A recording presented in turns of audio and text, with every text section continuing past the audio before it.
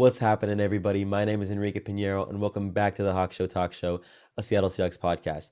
You can find me on Spotify, Apple Podcasts, Google Podcasts, as well as YouTube, and I'm also very active on Instagram. My handle on all these platforms is at Hawk Show Talk Show or the Hawk Show Talk Show. So yeah, check them out. I have a lot of fun on them. So yeah. Anyways, in today's episode, I'm gonna be discussing kind of a recap uh, of the first 5 weeks. That's going to focus on the defense, what's going wrong, what I think we can fix, and whether it's a major fix or minor fix. And yeah, so let's get right into it. Let's talk some Hawk. So this year, defense has been pretty garbage. The defense has been atrocious. We're ass. We suck. Like last year, the defense was worse at this point in the year than it was now. But no, like we always atrocious. And last year, what happened? We started off really bad. It's supposed to be the worst defense, like statistically of all time. And we picked it up in the back half of the year. But the back half of the year, we played much easier teams, like the Jets, Giants, football team, Eagles, and Niners. Uh, yeah, not sure if those truly count uh, as like improvements. And then this year, some not too many changes, but like I don't know. I assumed things would get better, and they didn't. Week 1 wasn't too bad. We held the Colts to like 17 or something, 20. I don't know, something decent for us. Uh, but now it's looking like that was more because the Colts offense is so bad more than the Seahawks defense being good. Because in week 2 we got spanked. In week 3 we got spanked. In week 4 it was okay, and in week 5 we got spanked. And I want to go over the reasons for that, and I'm just gonna go by position group. First off, the D line has not been good. The run stuffing, like I thought the run D was good, like especially the first half of the Titans game. I was so proud, and then we fell apart. But I'm not gonna blame that on the D line specifically. I think Puna's been insane this year. Al Woods has been great. Uh, Robert Nkemdiche has been solid enough. Monet's been great. I forgot about him. Sorry. Uh, I honestly don't know about the ends in run D too much. Uh, but yeah. And then when it comes to pass rush, so pass defense for the D line hasn't been too good either. Daryl Taylor's been great. 4 sacks in 5 games reminds me a lot of Frank Clark. He's everything I wanted, and I'm really excited about him.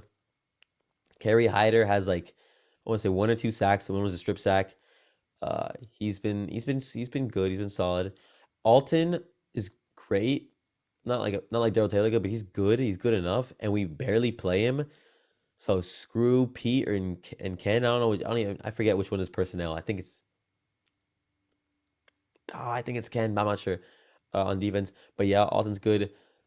Dude, Dunlap's been a huge letdown. 0 sacks. Except in the Niners game, he was getting a lot of pressures and kept getting held by Mike McGlinchey, the Niners right tackle.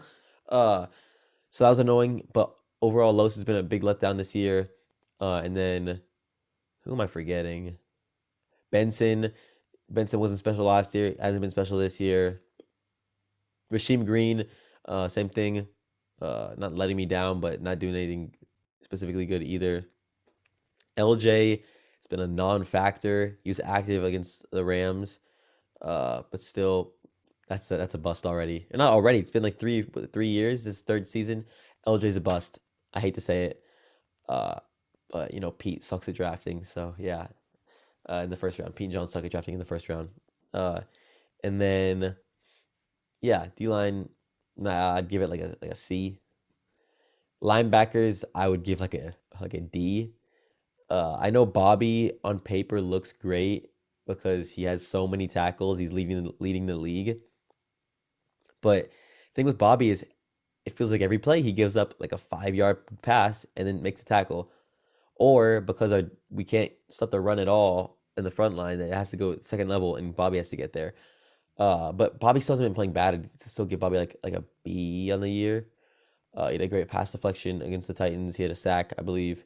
But still, let down at a linebacker core, and it's not Bobby's fault. Bobby's been good enough for what I need, but Brooks has been absolutely atrocious in pass coverage, like garbage.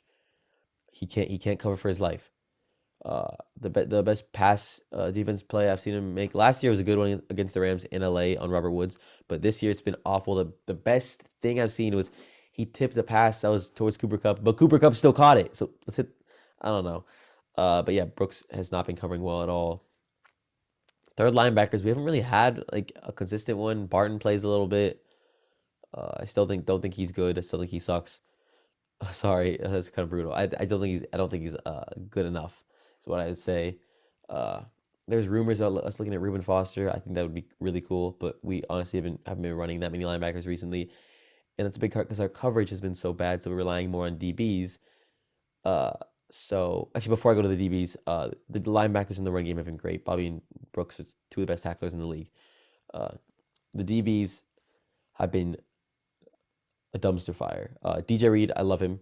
Yeah, he's been not amazing, but good enough for what I need from a corner. Quandre's been amazing. Uh, Especially he picked it up these past two games. And I'm not just saying that because he got picks, but he's been much better. Like jumping routes and such. Uh, Jamal. Actually, wait, let me get back to that. Trey Flowers was obviously horrible the first three games. Sidney Jones was decent in the second in his first start against the Niners, except for that miscommunication. I don't know if it was Jamal or Sidney Jones' fault or both, but Debo ran right through, and that sucked. And also on the first drive, Sidney Jones got beat by Ross Dwelly. So yeah, Sidney Jones bad, but then he picked it up later in the Niners game, almost had a pick, and then against the Rams, he was not good. And someone else who was not good was Ugo Amadi. In the Niners game, we tried Ryan Neal out as a nickel, and he was amazing because the entire offseason is it going to be Blair? Is it going to be Ugo in the nickel? Put Ryan Neal there, and it worked. And then the Rams game, we threw that out the window. We have Ugo in. I know Ugo's supposed to be better from coverage, but he sucked.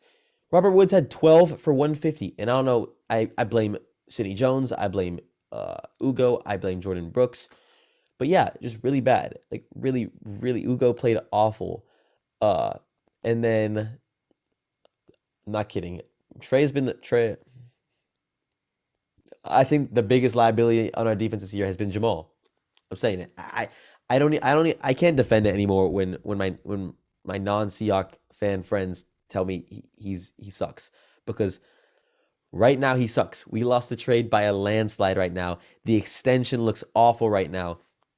We had to extend him because if we did that trade and then didn't extend him like a rental, that'd be even worse. But oh my goodness, I don't even know what he's good at right now. Okay, let's go through it. The run game, he hasn't been too good. Like I remember last year against the Falcons, he had like 12 tackles. He has not been doing anything special against the Falcons. I mean, against the run D. He's missed a good amount of tackles this year. He got nearly pancaked by Cooper Kupp, like when it comes to block shedding, and then missed a tackle later on that play. So yeah, nothing special there. Okay, pass rush. Because he's blitz boy, that's the thing. He has 0 sacks and 0 pressures on the year. Also, like the blitzes just look bad. Usually he would go around the edge and whip around and like use his speed to get the sack. Literally every time I see him blitz, he runs right into like the center or some guard or tackle and makes 0 progress. So yeah, no blitzing capability this year at all. 5 games in. Coverage, the worst by a mile. Dude, he cannot play a ball for his life. I don't know what's like he was good he's good enough at it on the Jets. I don't know what in the world happened. But he's so bad in coverage.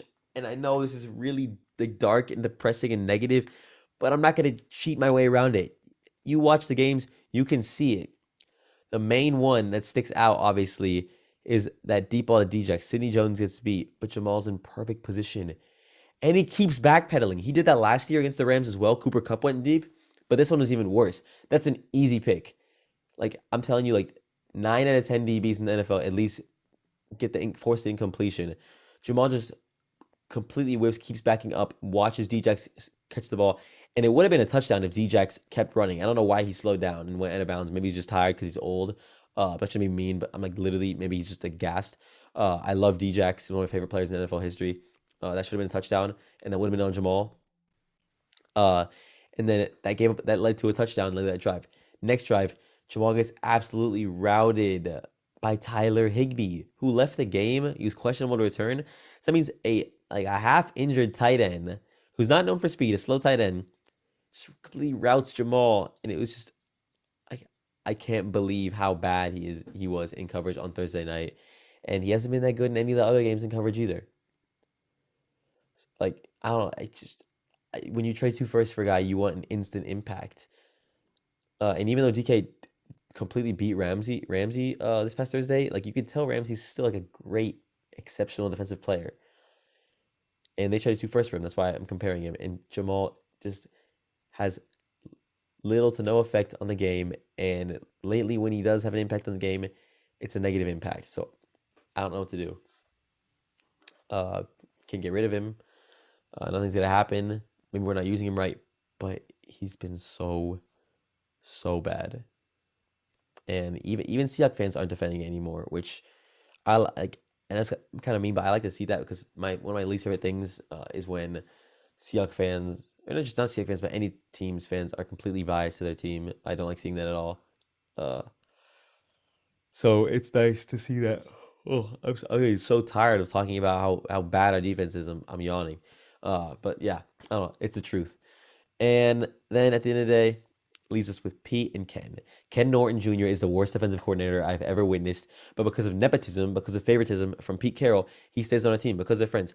Ken Norton sucks. There's no reason he should still be on any team in the league when you have the worst ranked defense at the same point in two different seasons. And when you have all this talent, you have Bobby Brooks, Jamal Diggs, Reed.